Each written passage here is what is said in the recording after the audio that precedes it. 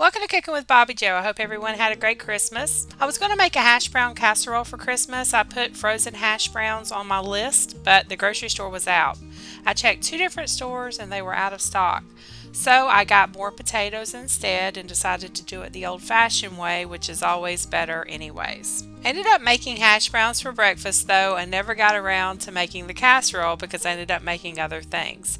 But I decided to show you how to make hash browns straight from potatoes. These are crispy, crunchy hash browns and so delicious. You're going to need a russet potato, cast iron skillet, clarified butter, salt, and pepper for this recipe. We're going to start with clarifying our butter.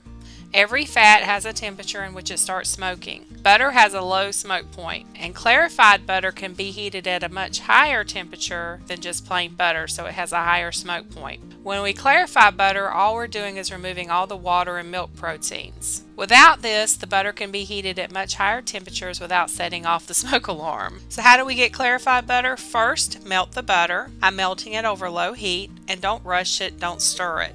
I'm doing 2 sticks of butter. Then I put a coffee filter in a strainer over a measuring cup and I pour the butter in. And it takes longer with a coffee filter. If you want it to go quicker, use a few layers of cheesecloth. Place the cloths in the strainer just like you would the coffee filter, pour the butter through and let it drain. There are other ways to do this that are much quicker.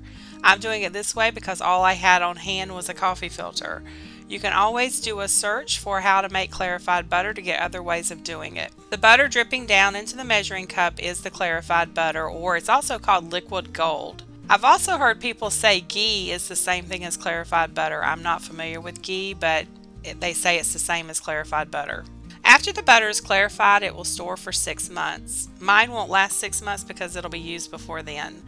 I'm going to store mine in this little glass jar. It already has some in it that has hardened. It's like coconut oil. Once it gets to a certain temperature, it will harden, but it will melt as soon as it is heated. Okay, now onto the potatoes. Russet potatoes work best for hash browns. Peel and rinse the potato. I'm using 1 medium-sized baking potato. Use the big side of the grater and grate the potato.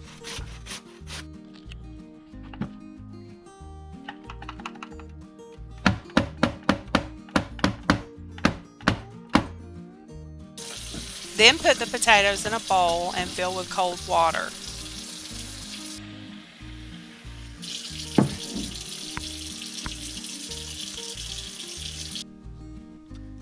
And see how cloudy the water is? I want the water to be clear, so we rinse off as much potato starch as possible. So mix the potatoes around in the water and then drain the water. You want to fill it with cold water again and do the same thing until your water is clear.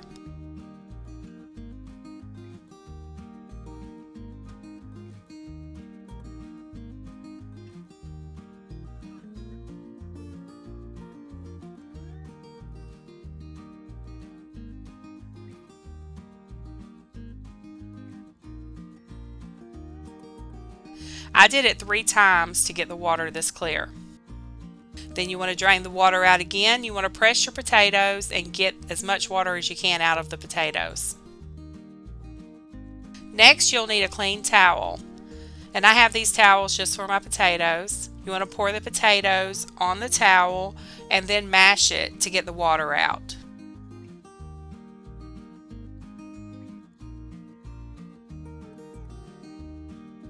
I do it in several different dry areas of the towel to get as much water as possible out.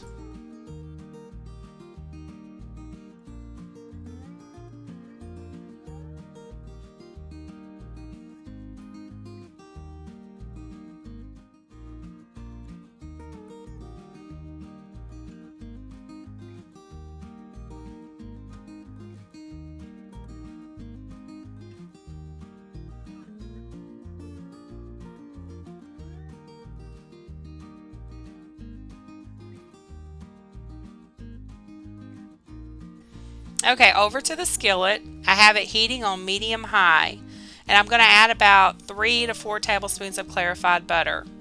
And make sure to cover the whole skillet with the butter. And the butter should bubble. Once the butter starts bubbling, then you can add the potatoes.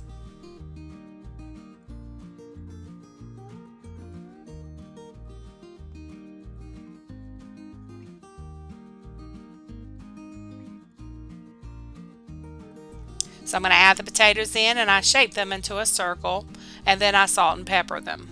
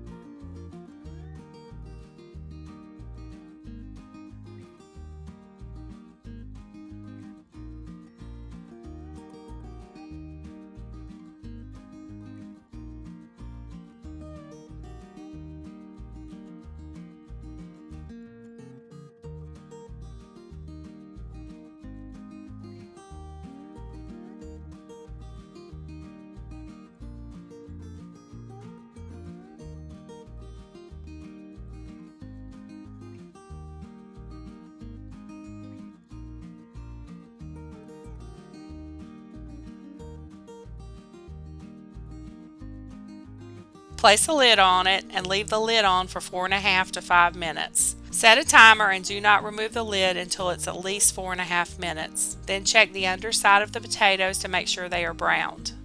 If they're not browned, put the lid back on and cook a few more minutes. Mine are, so I'm going to go ahead and flip it, but I waited 5 minutes before checking my potatoes. Hopefully it stays together when I flip it. I need a wider spatula for this big hash brown. Oh, look at that. They are perfect. Now we're going to cook the other side for 3 minutes or so. It won't take as long on the other side, and we don't need to put the lid back on. I'm going to add some salt and pepper on this side.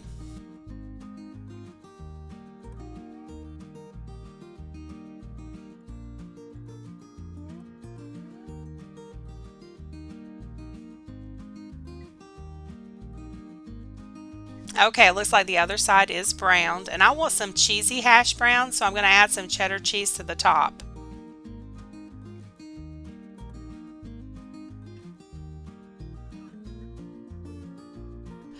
Now I will put the lid back on so that steam will help melt the cheese.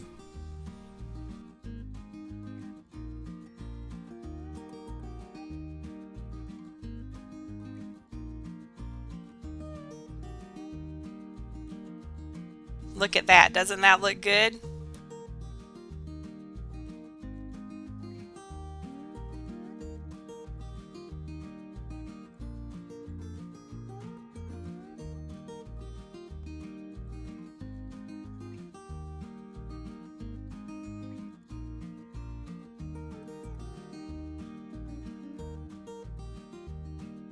I'm going to cut it in half and share it with my husband. We're having these with eggs, toast, and grits.